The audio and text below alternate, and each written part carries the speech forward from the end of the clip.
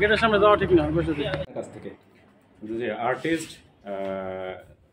সুমাইয়া আফরিন বর্ষা, যাকে আপনারা বর্ষা চৌধুরী নামে চিনেন, ওনাকে যৌতুকের জন্য মারপিট করার অপরাধে গত 21 সেপ্টেম্বর 2024 খ্রিস্টাব্দ সবুজবাগ থানায় একটা মামলা হয়েছে। সেটা হলো মামলা নম্বর 22। এটা নারী শিশু আইনের 11 গ ধারায় মামলা হয়েছে। উক্ত মামলা আমরা তদন্ত করে অভিযুক্ত বা আসামি রাসেলের বিরুদ্ধে আমরা সাক্ষ্য প্রমাণ পেয়েছি। সাক্ষ্য প্রমাণের ভিত্তিতে আমরা আজকে জনাব মোহাম্মদ রাসেল মিয়া, যে বর্ষা চৌধুরীর যে স্বামী, তাকে আমরা অ্যারেস্ট করেছি। অ্যারেস্ট করে তাকে আমরা বিজ্ঞ আদালতে সোপর্দ করেছি।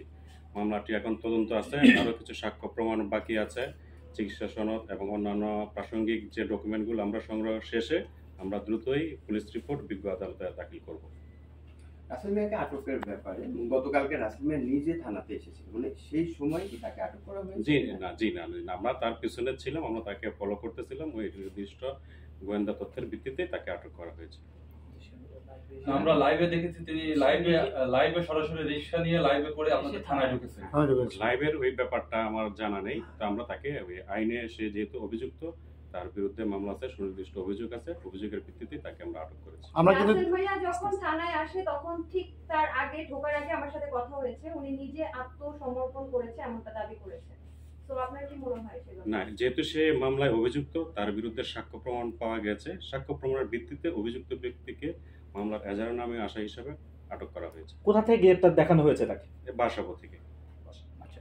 আমরা একটা জিনিস দেখেছি, সেটা হচ্ছে থানার ভিতর সে কোরআন শরীফ নিয়ে হচ্ছে যে লাইভ করতেও দেখেছি থানার মধ্যে। না, এটা সে এর আগেও থানায় এসেছিল, তাদের যে দাম্পত্য যে কলহ নিয়ে এর আগেও আসছিল। ওই লাইভের বিষয়টা আমার জানা নেই। তাকে কি এখন আদালতে পাঠানো হয়েছে? জি, আজকে আমরা তাকে আদালতে পাঠিয়েছি।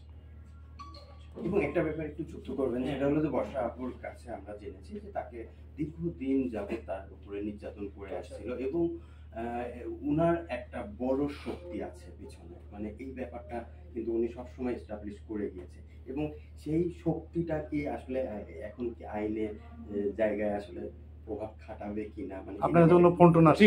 না, এই ব্যাপারে কোনো শক্তি আমার কাছে কোনো তদবির করে নাই, কোনো প্রভাবও নাই। আমরা প্রভাব মুক্ত হয়ে আমরা তদন্ত করতেছি।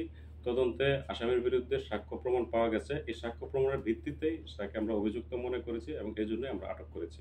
কোনো প্রভাব মুক্ত হয়েই আমরা কাজ করে যাচ্ছি। আমরা যতটুকু জানতে পেরেছি যে উনি হলো নারী ও শিশু নির্যাতন মামলা করেছেন। আসলে এই মামলা থেকে, কোর্টের থেকে, ঠিক আজকে যখন কোর্টে আপনারা সোপর্দ করেছেন, সেখানে সে জামিন নিয়ে যাওয়ার মানে কোনো অপশন আছে কিনা?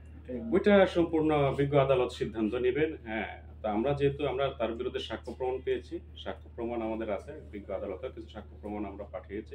এটা বিজ্ঞ আদালত এটা সিদ্ধান্ত নেবে। কত ধারা দেখিয়েছেন? এটা নারী শিশু নির্যাতন দমন আইনের 11 গ ধারা, যৌতুকের জন্য মারপিট। আচ্ছা, থ্যাংক ইউ।